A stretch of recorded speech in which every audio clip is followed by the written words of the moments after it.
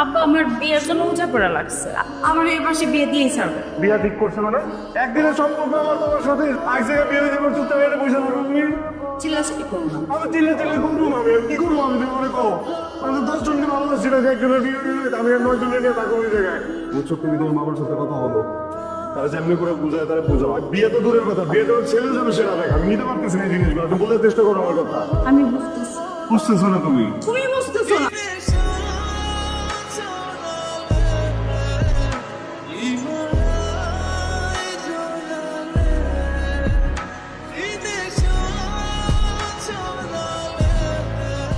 আমি তো